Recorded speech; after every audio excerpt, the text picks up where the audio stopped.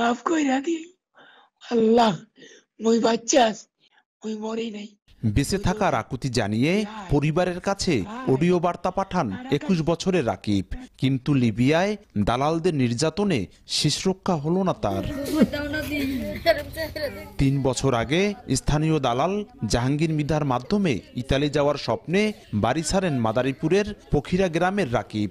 সমুদ্র পথে ইতালি যেতে 27 লাখ টাকায় চুক্তি হয় জাহাঙ্গীরের সহযোগী সোহাগ মাতুব্বরের সঙ্গে। পথে লিবিয়ার দালালরা জিম্মি করে রাকিবকে। নির্যাতনের মুখে কয়েক দফায় 42 লাখ টাকা মুক্তিপণ আদায় করে।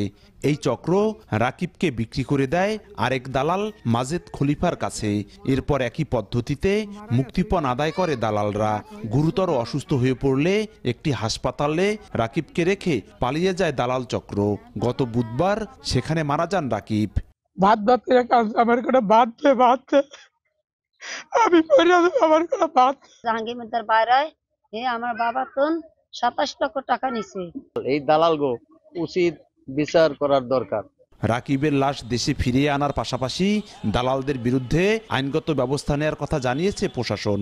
কেউ যেন অবৈধ পথে বিদেশে যাওয়ার চেষ্টা না করে, বৈধ পথে এবং দালালের খপ্পরে না পড়ে যাতে বিদেশে যেতে পারে। তার পরিবার যদি তার লাশটি বাংলাদেশে আনতে চায়, এক্ষেত্রে সরকার এবং জেলা প্রশাসনের পক্ষ থেকে যতটুকু সহযোগিতা করা দরকার এগুলো আমরা করব। প্রতি বছর অবৈধভাবে ইতালি যাওয়ার পথে দালালদের খপ্পরে পড়েন মাদারীপুরের অনেক যুবক। সঞ্জয় কর্মকার, অভিজিৎ, সময় সংবাদ, মাদারীপুর।